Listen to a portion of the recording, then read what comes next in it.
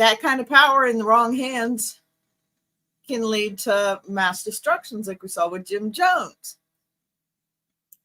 There's all kinds of, alphabet people tied to all that. Of course, now we know about a thing called social engineering, don't we now?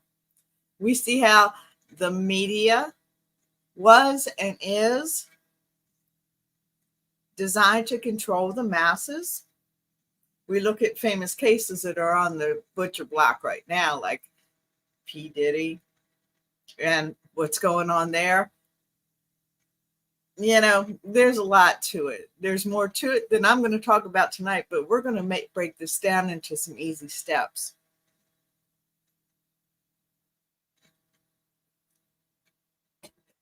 I love hot tea.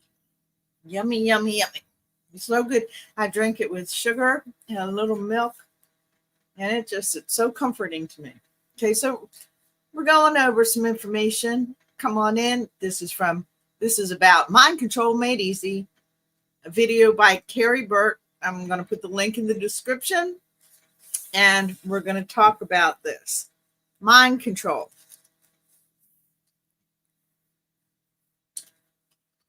Mind control and a captive spirit.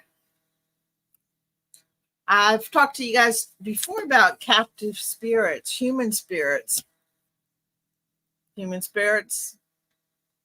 that are not free, that are being controlled.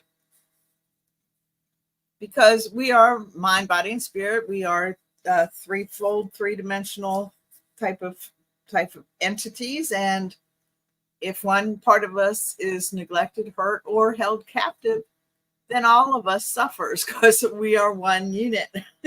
And there is such a thing as spiritual control. There is such a thing as being captive. And one of the ways is by having your mind controlled. This is done a lot of different ways through a lot of different types of programming. We've talked about this before. So we're just going to move forward with that, and we can review that stuff in another video. All right, so mind control and a captive spirits are layers like an onion. As someone becomes free and becomes deprogrammed, you're literally peeling them back down to the very core.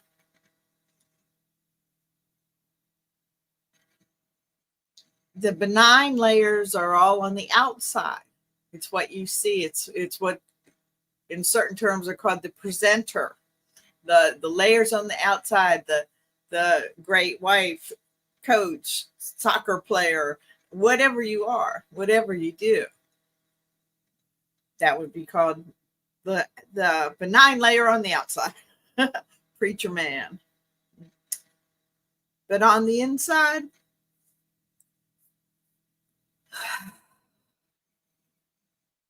deception, lies, distortions.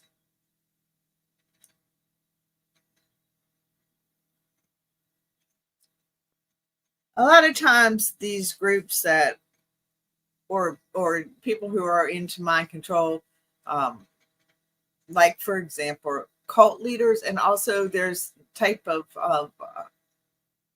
situations where it could even be business. Sometimes you see it in the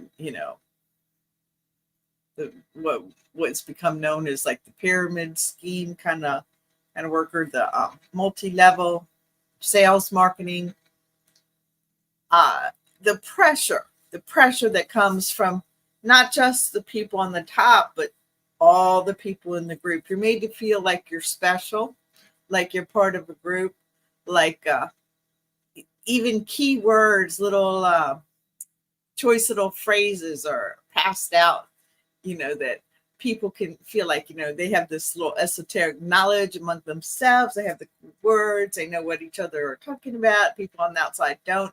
That creation of the us them mentality You can see those type of groups form in Bible studies.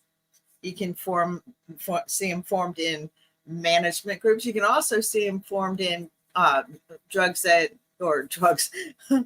groups that deal with um, addicts, alcoholics, or people even with mental illness. Little groups are formed to be support groups, but in certain type of situations, not all, but some, they can fall prey to some very controlling type of personalities over them.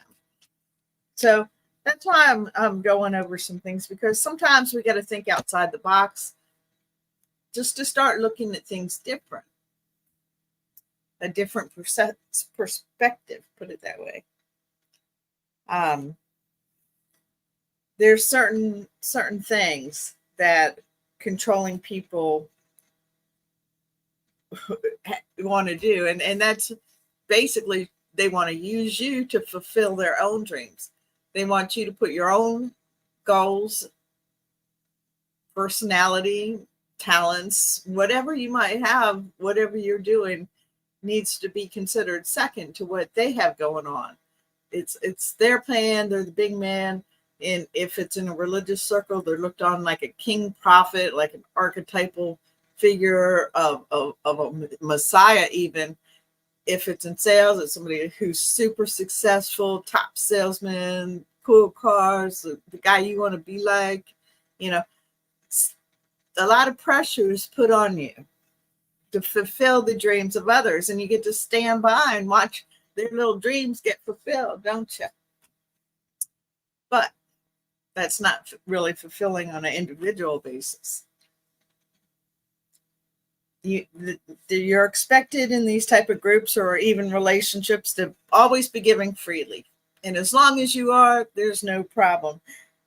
They expect that you give, and you should expect nothing in return. It should just be seeing them happy should make you happy. You know, it's a twist.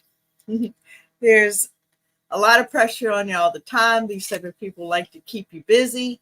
Busy work means you don't have time to think. You don't have free thought. They like to keep you sometimes on certain types of diets, especially low protein diets. They like to interrupt your sleep, not let you have your basic needs met, and isolation. And that is huge. When you're being torn apart, or you see someone you love being, ushered into one group, new friends, new experiences, new everything, sometimes new morals and new codes of conduct.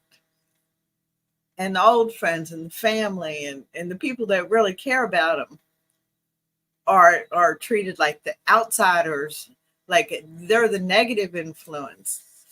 You know, that's a real key sign in recognizing either someone who is using mind control, trying to use mind control, manipulative tactics to control either a group or an individual, depending on what's going on. The isolation. And then they isolate them and yet place them in a group. Here's your new group. Here's your new support system. Only the support system is really the person on top support to, like we talked about, fulfill their dreams. So you might have a new group with their little special lingo and all this stuff and little prizes and stuff for you to keep you entertained. They keep you busy. They want you to give freely, both of your time and your talents. But what do you get in return? There isn't one. There's not a return. So that really creates even more of a feeling of isolation and just bone tiredness. When you're working hard, you're busy, and you're unfulfilled. That is a terrible place to be, isn't it now? You're also manipulated, either in a group setting or by yourself, to feel like if you don't go along with the group, then they're going to withhold their love from you. They're going to shun you. They're going to treat you different. If it's in a church situation, you'll, like, and I think JP preaching about Mike, about sensitive things going on in their personal marriage from the pulpit, making it everybody's business, whether he used her name or not. Everybody knew. Those who didn't, he made personal calls and texts to know, and told them what to do to control his wife. Talk to her, don't talk to her. Go to Africa, but she can't go, and you're not even allowed to let her know how it went. Just stop manipulating, controlling behavior that's designed to manipulate and control and coerce someone else's behavior. It's a horrible thing. It's a horrible thing. Mind control. It's using mind control. It's using tactics to stop free thought. Those of us who have been in DV situations or abusive situations know what it's like to not be able to think clearly. Sometimes all you can think of is the phrases that have been repeated and drummed, and sometimes even where you suffered torture or abuse and been told certain things over and over and over again. Your thoughts now gone. You just almost can only hear those thoughts that have been giving you false thoughts, devil's lies, programming, whatever you want to call it. What it does is it takes away your free thought. In extreme situations, it can create actual splits in your personality, what they call now as DID, dissociative identity disorder. It can be as extreme as the complexity of the human mind. Usually those things are brought on by extreme trauma. In most cases, it's the sexual molestation and abuse of children, of course, at a young age, before true words are formed.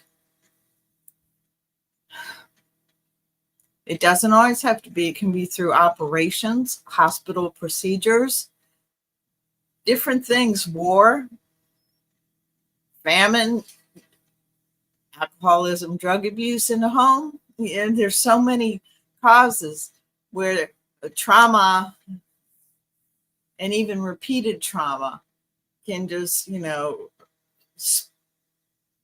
I'm just using the term. I'm not a psychiatrist. This is just things that I've learned in doing my research. But at whatever age, from what I understand, when it comes to DID, that the trauma took place, that's where the personality severs, and that's the age of that new little sliver of personality, which then can be programmed and trained for just about anything. And that's when you start thinking about like the Manchurian candidate type of situation, where the little alphabet people program people's mind to be latent, killers, assassins, kind of, certain trigger. It can be sounds. It can be a phone call where you pick it up and you hear a beep, and that beep initiates that personality to come into action. The presenter personality knows, now goes to the foreground. At a later time will be called back, where it has no knowledge of the other parts of the personality. It's quite fascinating. And it's so sad to know that how the very function of our bodies have been weaponized by the industrial military, as well as the government is, and religious institutions, and all the things that have been put in place to control the people, to control free thought. That's where our creativity lies.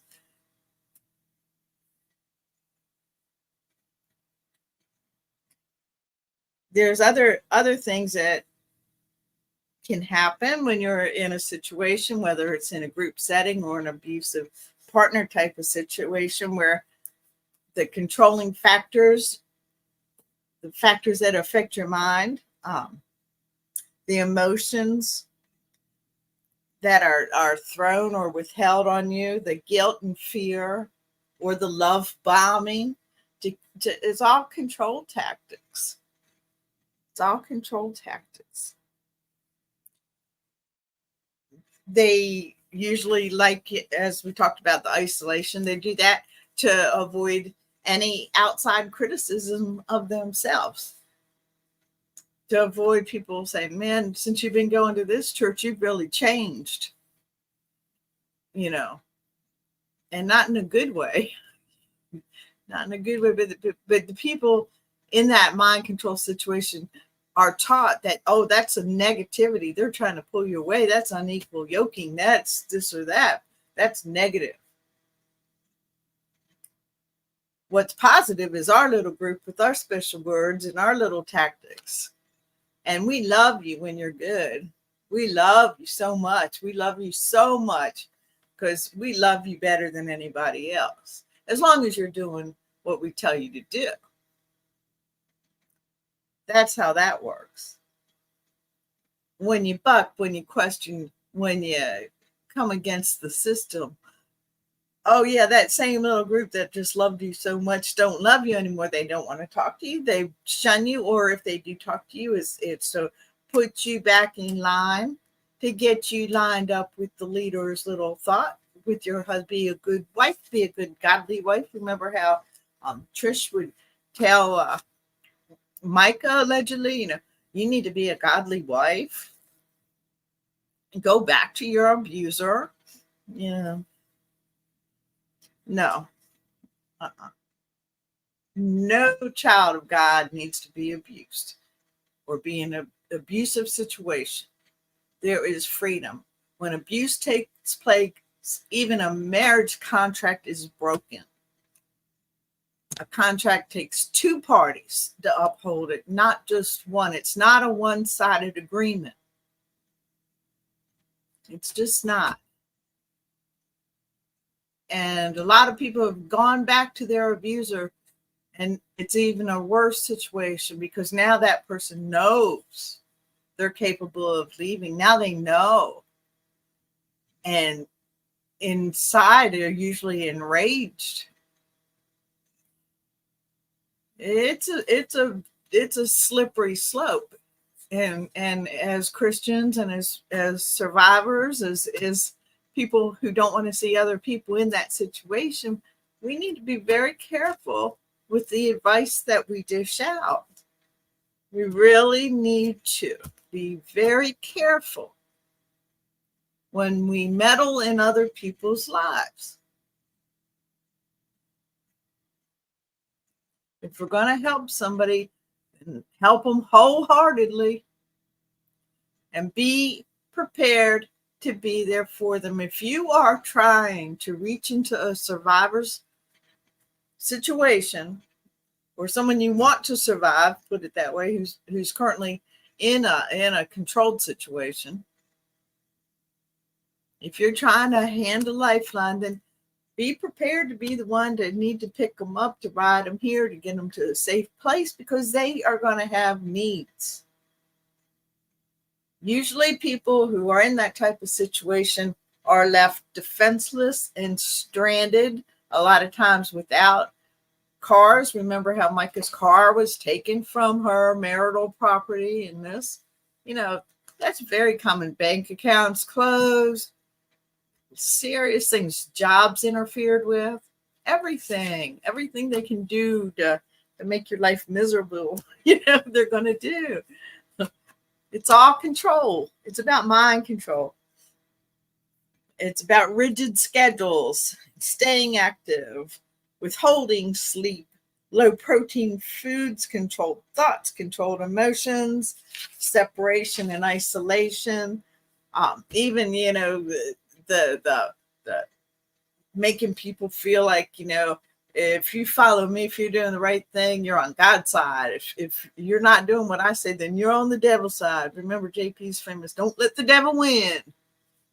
Mm, mm, mm, mm, mm. Makes me mad. Ah, self-identity is what you lost. It's what I lost.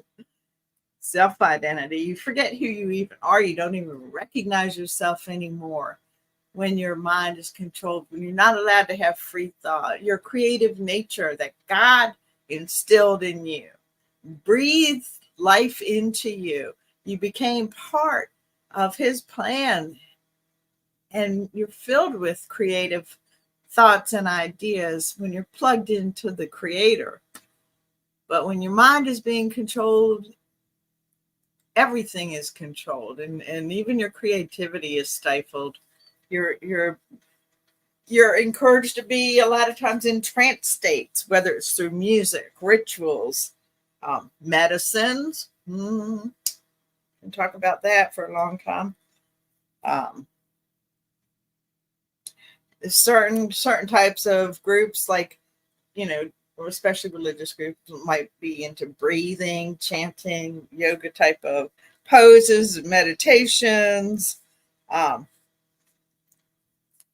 a lot of tactics are used to make the person, especially in group settings, revert back to their childhood traumas and spill their guts, where then that information is used against them at a later point.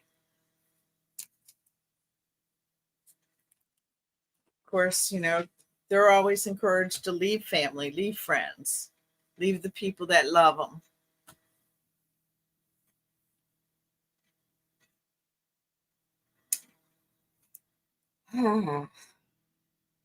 Encourage dependency and discourage self-independence. A lot of times the past has been rewritten. Like, you know, before you met me, everything was bad in your life. You were lost. Your family was poor. Remember, Micah was told those things by JP. You can go back to them. Without me, it's this way. With me, things are this way. All good and sunny. It's just tactics.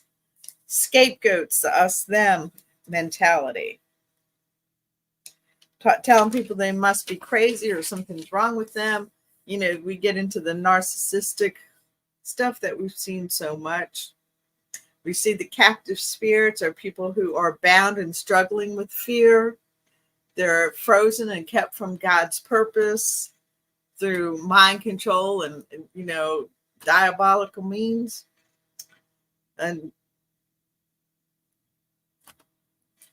the person who is in that position of being captive needs you to believe what they tell you, be a listening ear, be someone prepared to help walk them through and get them to the resources they need to begin a new life. A controlled person is not a person who has free thought and might find it very difficult to put plans together. So there's a lot of resources and there's a lot of help. I believe the church and Christians need to become just a beacon of help, true help for people in need. I thank you so much for joining me today. Love you guys lots and enjoy your evening.